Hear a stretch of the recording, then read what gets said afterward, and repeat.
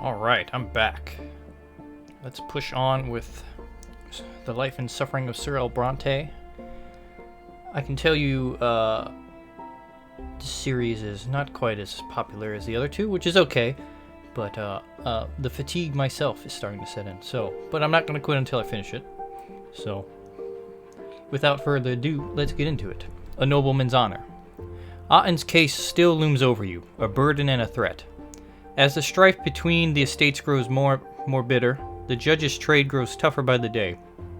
The commoners demand more rights and legal protections. The nobles do their best to push back.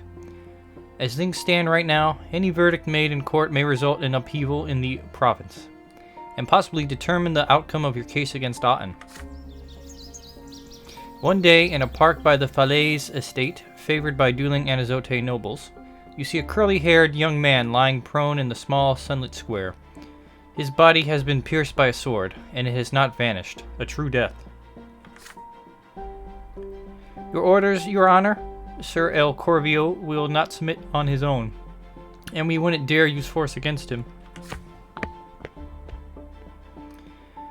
You sign for the gendarmes to lower their weapons and approach the duelist.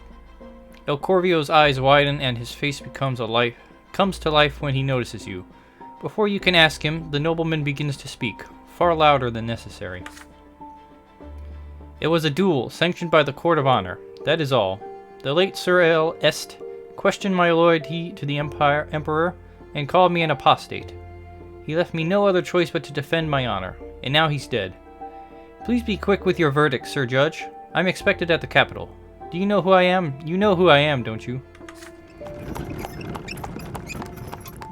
Before you say a single word, a carriage bearing the crest of Magistrate El Vermin rolls through the gate. The magistrate furrows his silvery brow as he looks at the sorrowful scene, then gestures politely for El Corvio to approach his carriage. With a chuckle, the duelist walks through the line of gendarmes and leans on the carriage. Meanwhile, the magistrate takes you aside for a moment. Brante, as you know, I am the chairman of our city's Court of Honor. I refused to sanction this duel for as long as I could, since true death was on the line. But Alan El Corvio insisted that denying him would spell trouble for the city of Anazote. Regrettably, he's a small yet important person in the Emperor's court. He used to command the Emperor's personal guard.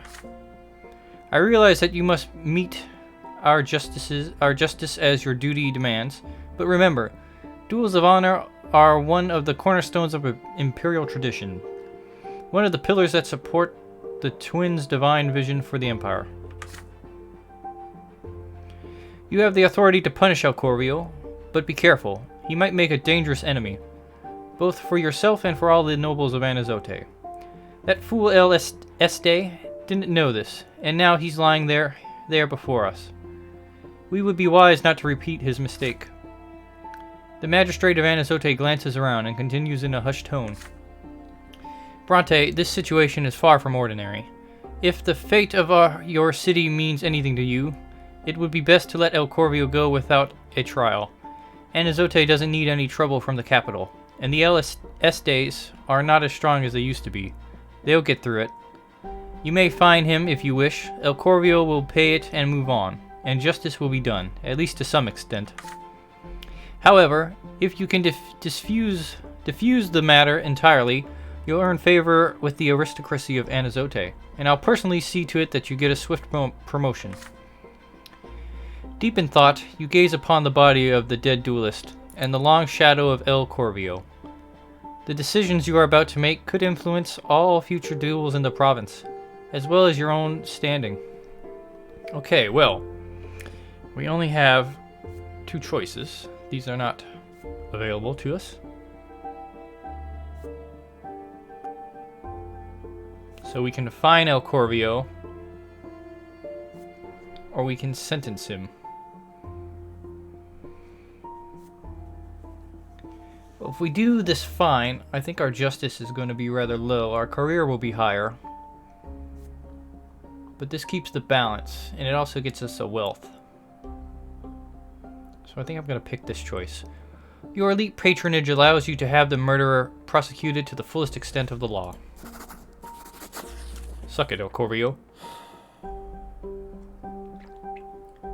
You shake your head dispassionately. Enunciating every word with perfect precision, you explain the situation to El Vermin. A murder in a duel is still a murder, and the punishment for murder is execution.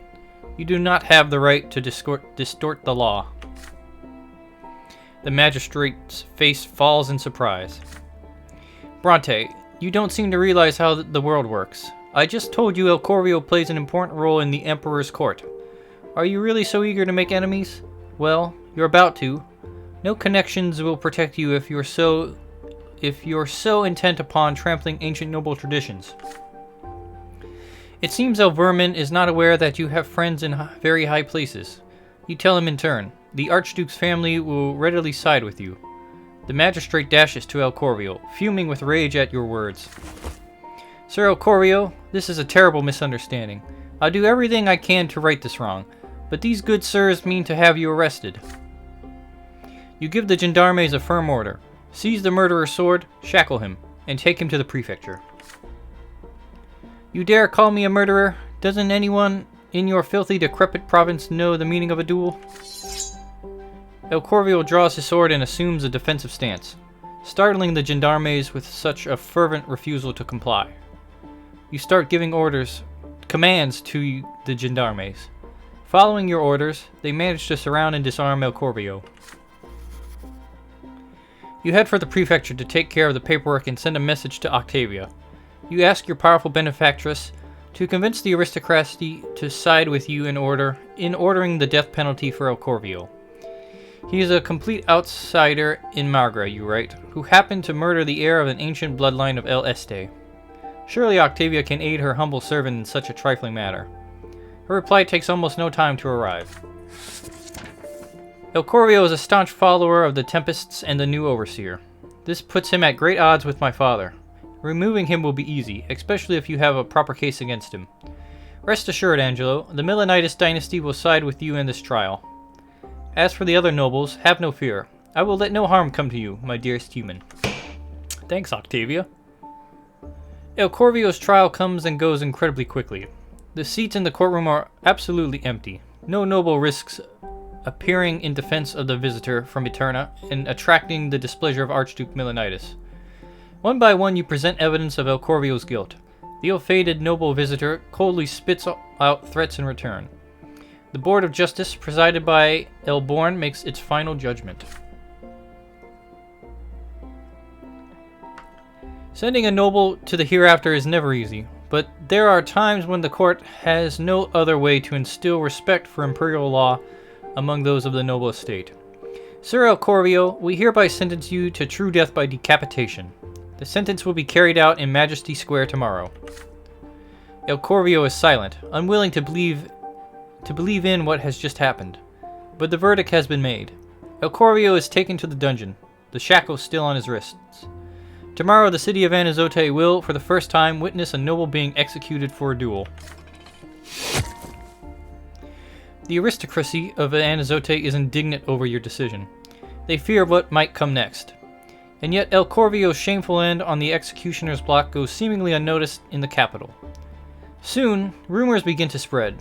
Some say the beheaded nobleman was indeed a traitor to the crown. Why else would the emperor's court ignore the beheading entirely? Or was it all the handiwork of Archduke Milanitis himself? Soon after the execution, something arrives on your doorstep. A small yet hefty chest with a note attached. Sir Brante, we realize how difficult it must have been for you to deliver this strict yet righteous verdict. We mourn the loss of our son, who transgressed against the law forbidding all duels. Yet justice has found his murderer thanks to you. Please accept this humble gift as a token of our gratitude. So, Sir Constance L. Este, the Lady Margaret L. Este. Okay, so we're to 4-5, just a swap, and our wealth is now 7, which means the Brante family is now affluent.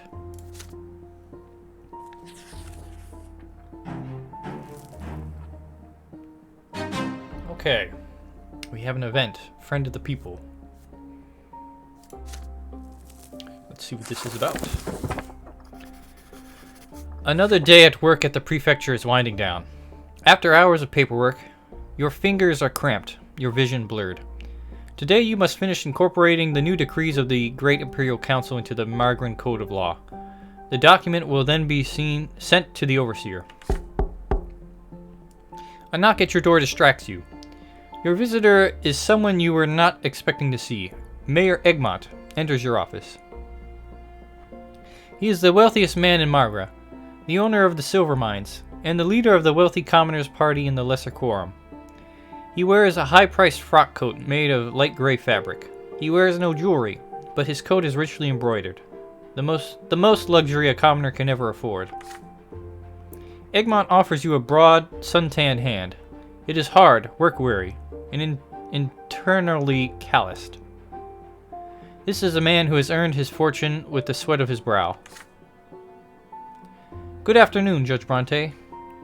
We met recently about the newspaper business, but today I need to discuss a different matter with you. I came to talk to you on behalf of the manufacturers of Margra. As you know, the principal source of income in the province is the silver mines. Our mines provide silver for the sacramental rites conducted in temples all over the Empire. But the upper vein of ore is nearly exhausted.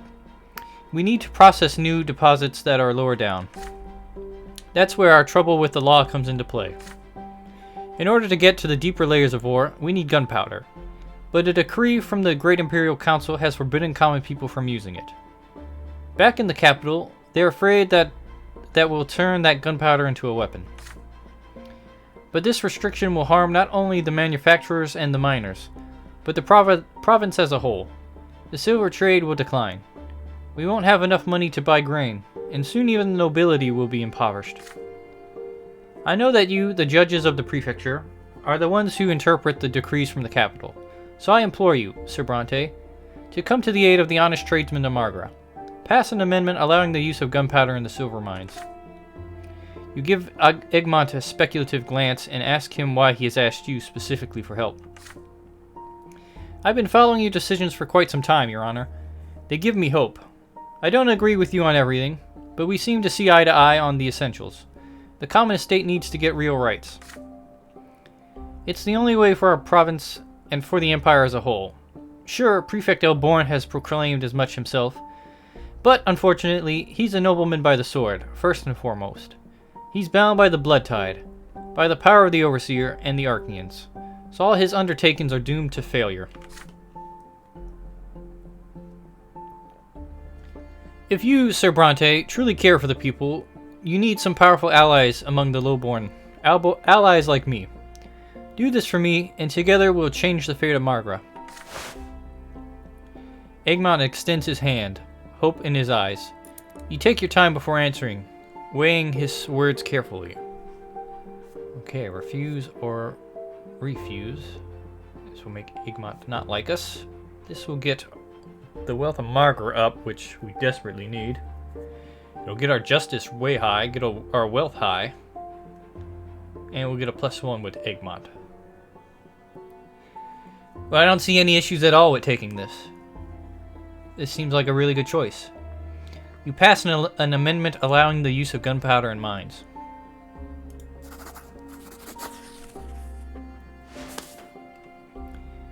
You take his hand. Egmont gives you a strong handshake. You tell him that you share his apprehension and understand that silver is crucial to the province. You promise to amend the law so that the restrictions do not apply to silver mines. Thank you, Angelo Brante. Nobles who care for the needs of common folk are few and far in between.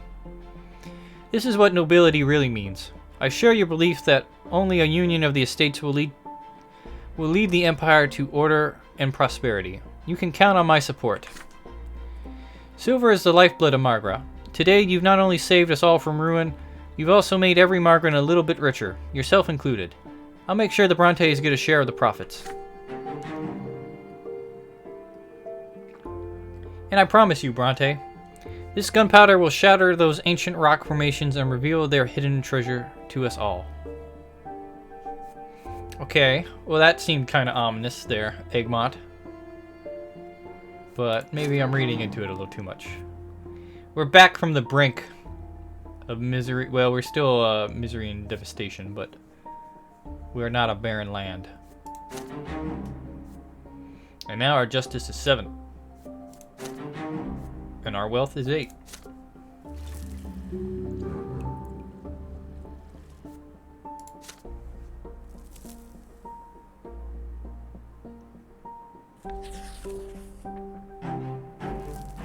Okay, another event. The hunt for Thomas.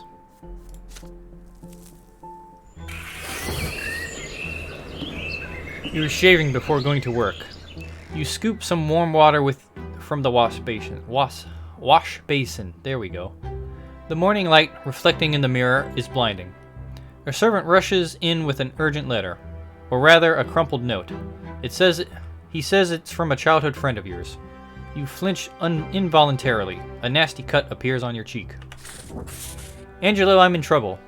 Otten knows that I helped you. Now he's finally decided to get rid of me. His henchmen are on my trail already. They'll find me no matter how well I hide. I'm out of time, Brante. If you can, for the sake of our old friendship, help me out of this mess, somehow. If Otten finds me, I'll be off to the Shining Pillar. I'm all out of lives. Your friend, Thomas. You crush the note in your hands. A drop of blood runs down your cheek. Your old friend is in danger because he helped you with the case against Otten. If you do not interfere, Thomas Guerrero is doomed. So, we can't choose this. If we pick this, Thomas dies. If we pick this, we get 10 reputation, but we have to die again. But we'll get Valor, and it'll rescue Thomas. Well, I got Thomas in a bit of trouble. I feel it's only right that I protect him, though I am wary of the deaths. So this seems like the only option. Protect Thomas. You immediately come to your friend's rescue.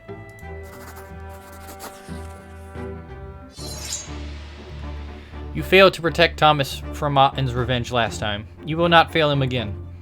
You crumple up the note, pick up your sword, and rush to help your friend.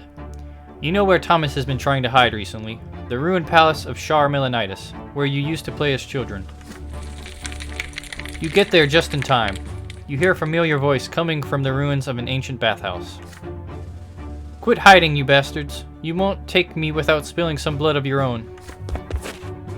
You follow the cry. In the middle of the old bathhouse, you see Thomas, dirty, his hair overgrown, a sword clutched in his hand. 5 men inconspicuously dressed in coarse clothing and wielding various weapons are slowly closing in on him. They all freeze, stunned by your unexpected appearance. What took you so long, Brante? You hear an intense joy in his voice. You rush to Thomas's side. Back to back, you start the fight. You are more skilled than Otten's henchmen, but they outnumber you. You do not let them surround you, but the fight is still a tough one. You succeed in wounding one of the enemies in the leg and force him to drop out of the battle. But then another huge bruiser is swinging a club wildly, and all you can do is dodge. You are quickly becoming exhausted. Thomas keeps pace with you. He performs a masterful counterattack against one of the enemies and skewers him with his sword.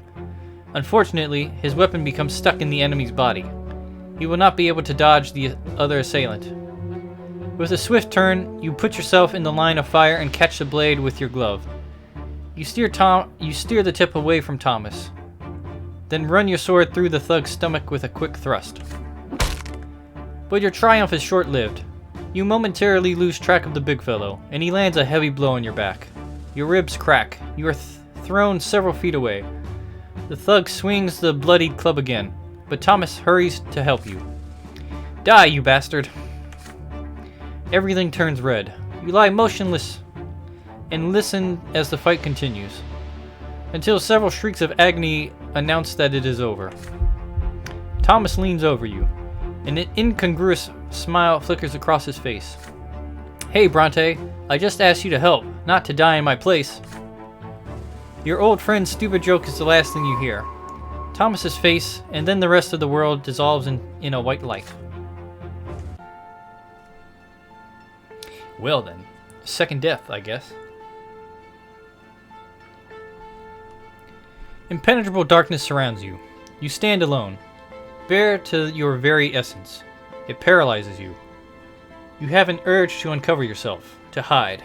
No one should see you so vulnerable, but you cannot conceal the truth in this place.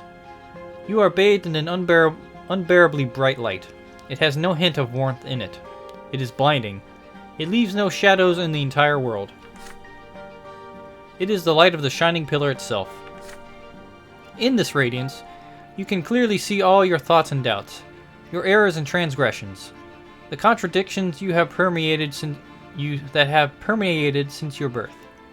They cover you from head to toe, like rough gray tatters, but they melt away in this light. You are naked. You feel liberated and whole. It is as though all the wounds and cracks in your soul have been healed, making it the way it should be. It is as though the scales have fallen from your eyes. You see the true shapes of things now. These are the laws by which the world abides, the grand design that moves life itself. You tread a path that is barely visible in the blinding light, giving shape to everything.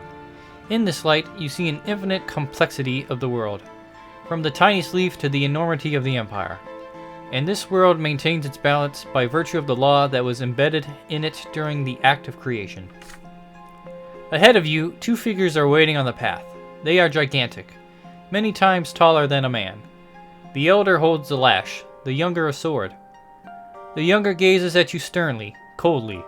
You kneel obediently before him and lower your head. The god raises his sword above you. This is divine retribution. There is no law without it, nor can there be. Every action has consequences. This is what shapes the world, making its very existence possible. In this moment, beneath the gaze of the merciless god, you comprehend the law that binds the entire world together. Which manifestation of the law in will you live by? Which manifestation of the law and will you live by? Interesting grammar and question there. Empire. Lot. Family. Cause. Yourself or against the law?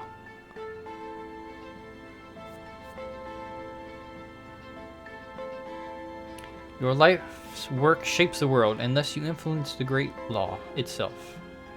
Quite like that. It's the one that sticks out to me first. I think I'm going to go with that. The blade flashes. The younger's sword slashes through the air above your head. You do not yet deserve your final punishment. The law demands that you continue your life. Your form has not been completely destroyed, nor has that of the world. The younger extends his gigantic hand and shows you the way. You must proceed. The path leads you to the top of the crown of the silver tree, spread wide in the white gleam. The branches are close now. It is time to descend. You are drawn downward into darkness. The shadow that has disappeared in the blinding glow creep around you and envelop you. This is to be expected. But the purity and clarity of the spirit are still with you. Something is forcing your throat open. Air. It scratches you on the inside. Your soul is filled with struggle again, with the contradictions from which the fabric of this world and you yourself are woven. The divine light that gave you clarity is fading away with each passing moment. You have to open your eyes. Above you is the dark ceiling of the crypt. You are reborn.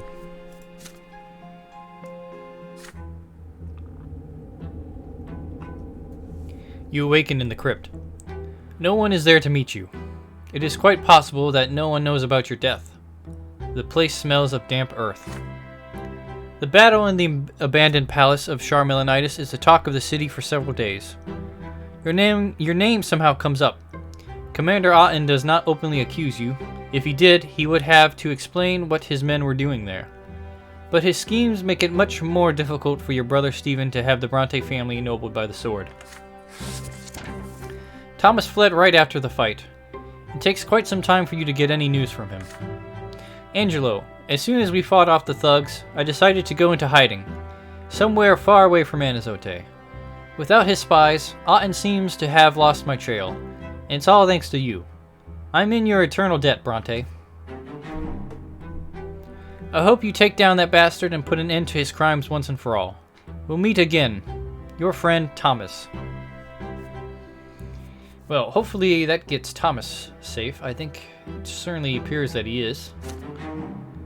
Our reputation takes a hit, but we picked up a valor, and we lost some willpower. And we have died twice now. I think after 3 deaths, that's it. So it's 4 in total.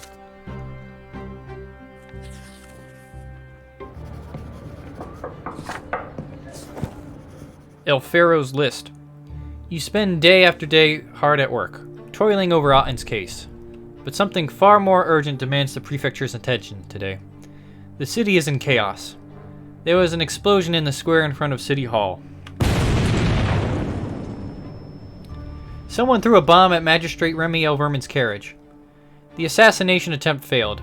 The magistrate was not inside the carriage at the time. He was unharmed, although his servants and driver did not fare so well.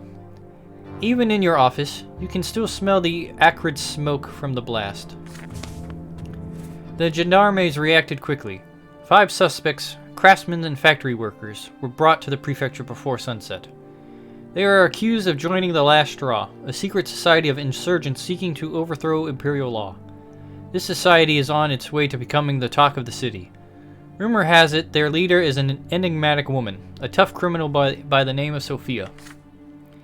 The 5 suspects deny their involvement, but a number of eyewitnesses saw them walking toward the square, and some of them still have traces of gunpowder on their fingers. Judge Carlo Fockgraben has taken the case. The trial will be mercilessly swift. The 5 are to be hanged tomorrow morning. The sun begins to set. You are about to leave for home when you hear heavy footsteps in the hallway. A stranger enters your office. He is pale, with chiseled features, a furrowed brow, a thick black mustache, and dark eyes watching you intently from deep within their sockets. He presents you with a gilded pendant in the shape of a wheel. Baron Felipe El Ferro, Secret Chancellery Advisor. I imagine you're well aware that we deal with plots, schemes, and revolts against the Empire. I have a matter of great importance to the Empire to discuss with you, Sir Brante. I am aware that the case of the explosion in the square was not assigned to you, but for our purposes, this is actually for the best. The Secret Chancellery has been following this so-called Last Straw group for a long time now. They are the greatest threat to the peace in Anazote, but you can help us rid the city of this menace. Baron El Ferro produces a neatly folded sheet of paper. This is a list of known insurgents connected to the Last Straw. They haven't blown anyone up just yet, but surely you realize that it would be most imprudent to wait for them to commit their next crime. The time to act is now. Imprudent to wait for them to commit their next crime. You scan the list quickly. Some of the names on it seem somewhat familiar, perhaps from your youth. Find a way, anyway, to implicate them in today's assassination attempt, and you will prevent more explosions in the future. The Empire will rest easy if we can rid ourselves of this scum as quickly as possible. If you render this service to the Secret Chancellery, you may rely on my assistance in the future. As you may suspect, I have more than my fair share of powerful connections. Silence falls. The Secret Chancellery Advisor pierces you with his heavy gaze. Okay, well, every choice here is unlocked, which is good. Protect the people on the list, which will kill our career, but jump our justice. It'll knock our reputation and get us a unity, which is already maxed, along with a valor and minus willpower. So this seems not great. It's got a lot of goods and bads, but we don't really need the goods, and the bads are getting a little overwhelming. So I don't know about that one. This will put power down. We'll get our career and justice up. It'll minus the wealth and get us a scheming. Well, that seems really good. Obey the Chancellery, which seems okay, but not as good as this one. Or shelter the subjects, which I don't know. It doesn't seem like a very good choice. I think this one speaks to me. conduct an investigation.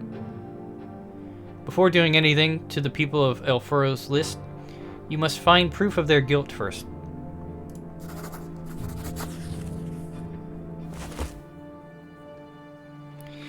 You rise from your chair, ready to answer the advisor. You cannot fulfill his order until you have legal grounds for arresting and executing these people. You serve the law, and you will never break it, no matter what you might stand to gain. You will not falsify a case, and you will not hang people on unproven charges. You are willing to investigate the people from the advisor's list thoroughly and punish the guilty, but only if you find proof that they are involved in the insurgency. Baron El Faro winces in displeasure at these words. Brante, can't you see we're not dealing with ordinary outlaws here? We're fighting an insurgency that has declared war on the Empire. There's no time for the usual formalities. You have to understand that. Thanks to your indecisiveness, these insurgents will roam free and fashion new bombs for more attacks. But you insist. You will not send anyone to the gallows without evidence. Either you do things your way, or the aristocracy will soon be talking about abuse of power at the hands of the secret chancery. You will see to that. For a while, Felipe considers your words. Very well, Brante. Have it your way. Begin your investigation. But if another bomb goes off in Anazote in the meantime, it will be on your head. And then a promising servant to the Empire will stand trial along with the insurgents as their accomplice. I have a handful of good friends as well, Sir Judge. Felipe leaves without saying goodbye. And so you begin a lengthy investigation. This was your idea, which means you have to pay the gendarmes and informants out of your own pocket. The gendarmes in your employ tail every man and woman from the list for the next fortnight. For a long while, none of your suspects does anything suspicious. Over the course of these 2 weeks, you come to bitterly regret getting involved in this business. But Felipe left you no choice. You will either find the truth or get tried along with the insurgents. Baron El Faro did not look like a man who makes empty threats. Disappointed with this fruitless surveillance, you are about to call it off when one of the commoners suddenly signals to the others to meet. Your raid catches them by surprise in an abandoned house on the edge of the city. Much to your chagrin, the secret chancellery was right. You arrest them just as they are plotting another attack. A map of the city hall on the table. A stockpile of weapons and bombs are found in the house. The litigation is quick. You have all the evidence you need against the insurgents. Every one of them is sentenced to death by hanging. Another last straw cell is no more. Their bodies now dangle in the wind by the still rotting rebels who tried to kill the magistrate. Power down. Career and justice up. Wealth down. Scheming up. We're a dangerous one now. Ooh. Angelo Brante. Crime boss of Saint Denis. Oh wait, wrong game. Debacle in the shop.